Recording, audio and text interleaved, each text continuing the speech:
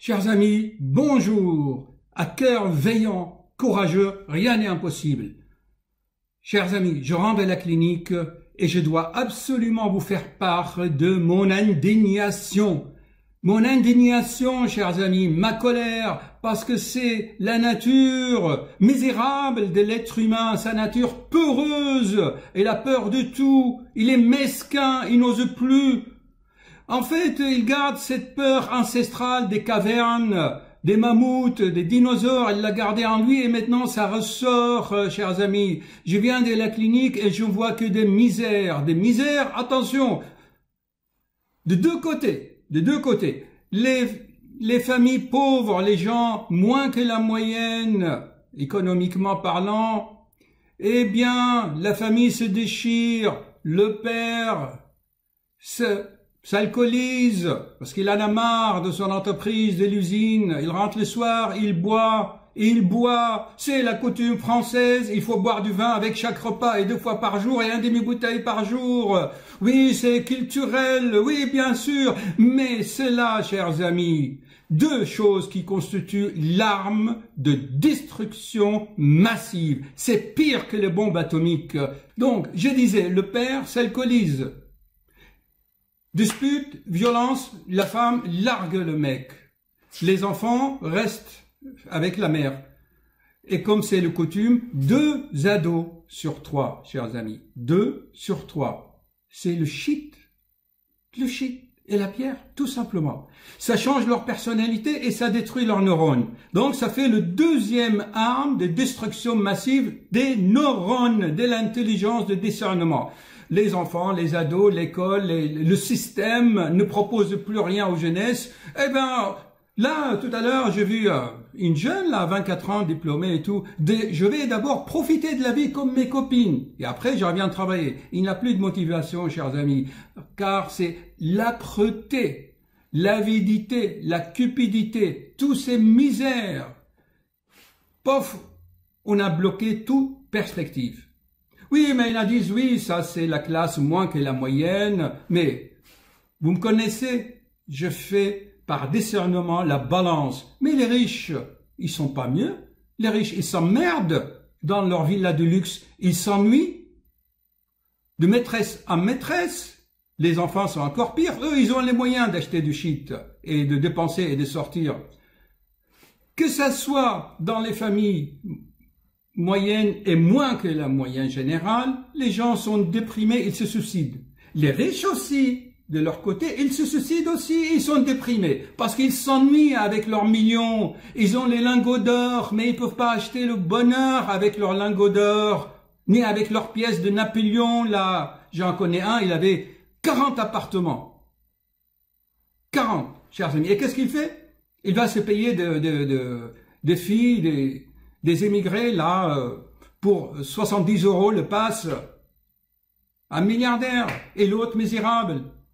Chers amis, pourquoi tout cela? Parce que nous, les êtres humains, on veut le beurre et l'argent de beurre. On veut profiter de cette société de luxe, des voitures. Ah, je veux une voiture pour aller faire mes courses, mais une voiture, tu la payes combien? L'assurance, l'essence et tout ça pour aller faire des courses.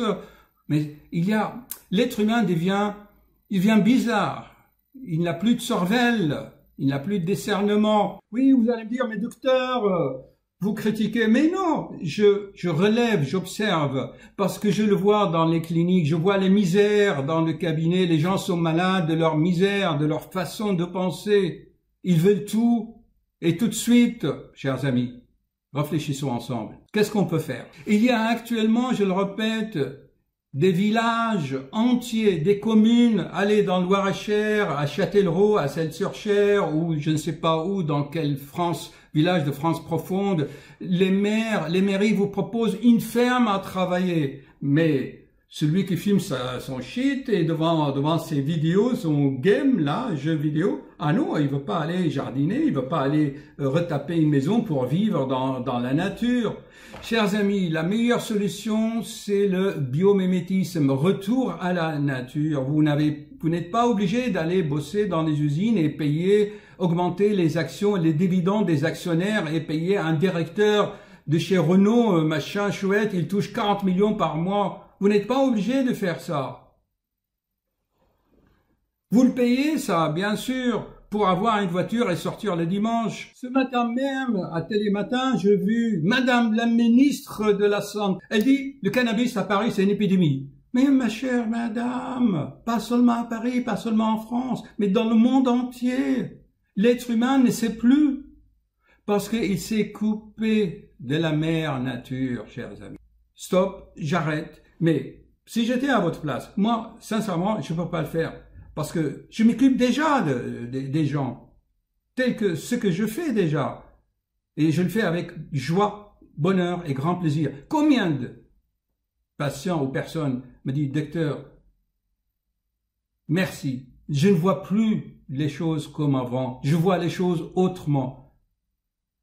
Ce que je dis, c'est, je ne peux pas vous le décrire, vous devez le ressentir vous-même. Qu'est-ce qui vous oblige à se soumettre à tout cela? Attention, je ne prêche pas la révolution politique, non, mais je vous fais simplement, j'essaie d'aider à une prise de conscience, tout en sachant qu'il y a des solutions. Je réfléchis dans vos commentaires, vous avez certainement des idées 1000 fois mieux que la mienne. Écrivez-les, s'il vous plaît, proposez des solutions. Proposez vos idées, que ma chaîne soit pour vous un endroit où vous pouvez vous exprimer. Car le constat est là. On n'a pas besoin de guerre.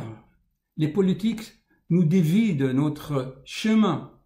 Les armes qui tuent les neurones par millions, les armes de destruction sont là dans vos maisons, dans vos villas, sur vos bateaux de luxe. Le cocaïne coule à flot sur les yachts de ces gens-là. J'arrête, vous me connaissez, chers amis. Aujourd'hui, actuellement, c'est la pleine lune de fin janvier. Il semblerait qu'il y a beaucoup d'ondes électromagnétiques qui submergent actuellement la planète. Tout va arriver à son terme et le retour karmique doit se faire. Alors soyez vigilants. Vous allez recevoir beaucoup de force à partir de demain.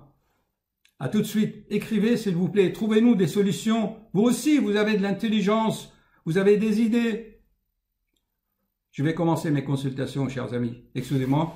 Voilà, chers amis, je viens de finir mes consultations. Je reprends ma vidéo de tout à l'heure. Et en fait, ce qui aggrave l'état de notre civilisation actuelle, c'est un instinct maternel hyper développé, exagéré, pire, mais pire, je dirais pas que l'animal, parce que l'animal a gardé une certaine noblesse. Quand le petit oisillon sait voler, les parents le laissent voler. Mais alors que les mamans actuelles veulent garder leurs enfants. « Ah, mon enfant a 37 ans, tu peux pas le laisser tout seul. La vie est très dure. » Elle lui donne la moitié de sa retraite, après elle vient pleurnicher dans le cabinet. L'instinct maternel, les gens, ils se protègent par leurs propres enfants, ils ont peur. Ils ont peur pour tout. Chers amis, faites confiance à la vie. J'ai vu l'autre jour dans la RER, là, il y a à peine la semaine dernière, une maman dans le métro avec un enfant dans la poussette de quelques mois. Il sait dire quelques mots. Allez, le donne à manger dans le métro, dans la poussette, dans la poussière, avec la foule. Mange. L'enfant me dit, non, mange. Elle lui donne. Elle a fini le premier pot de yaourt. Mange. L'enfant dit, non. Deuxième pot de yaourt. Mange. L'enfant, il est comme ça. Je dis, au bout de deuxième yaourt, pot de yaourt, elle lui donne un gâteau. Je dis, madame, là, j'ai commencé, vous savez, vous me connaissez, à hurler. Madame, voyez bien que votre bébé vous dit non. Elle dit, oui, mais quand il dit non, ça veut dire oui.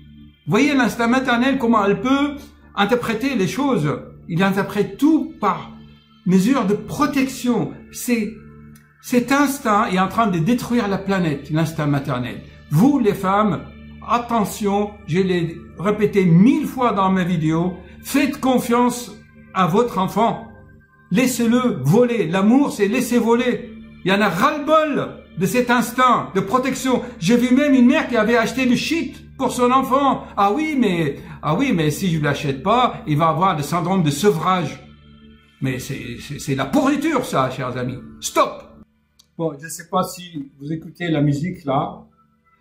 Voilà, j'ai vu 15 patients ce soir. Vous savez, l'année dernière, après mes consultations, je vous résumais un peu les cas. qui reflète un peu cette vie. Qu'est-ce que j'ai vu? Vous vous souvenez là tout à l'heure l'histoire de couple quinquagénaire avec la patiente allemande qui pleurait, qui pleurnichait, qui était déprimée. Elle se goinfrait de Xanax, de somnifères, d'anxiolytiques, d'antidépresseurs. Elle dit, je constate, je me rends compte que la vie n'est pas un fleuve tranquille. Mais oui, mais c'est les choix que tu as faits, c'est les décisions que tu as prises tout le long de ta vie, maintenant tu les payes. C'est pas à nous les médecins, on va vous donner le comprimé de bonheur. Tenez, sur ordonnance. Combien de fois j'ai fait des films là-dessus? Stop! Mes consultations, franchement, je peux vous les résumer. Donc, le couple là, il dit, allez, partez en croisière, allez, faites danser votre femme. Vivez un peu. L'autre, eh bien, son gendre ne veut pas qu'il prenne les petits-enfants, il a 70 ans, il vient pleurnicher, je suis oppressé parce que mon gendre ne me laisse pas profiter de mes petits-enfants. Franchement, qu'est-ce que j'ai vu? L'autre, Madame F, elle a des acouphènes là, elle serre en mâchoire, parce que, vous savez ce que lui dit son patron là, ou sa patronne? Tu dois pointer la carte pour l'usine, pour le bureau là, alors qu'elle, elle est sur la route, elle doit pointer pour elle comme quoi qu'elle était là, elle doit signer à sa place. Mais je dis, madame, ça se fait pas ça, vous risquez d'être en prison. Ah oui, mais je suis obligé, sinon je perds mon emploi. Il fait des choses illégales. Et après, bon, elle fait des choses contre elle-même, donc elle développe l'hypertension, elle serre les dents, elle a des acouphènes. Ensuite, ça c'est le travail, elle rentre à la maison, son mari est hémiplégique, il boit et il crie, il est violent. Qu'est-ce que j'ai vu encore? Que des cas.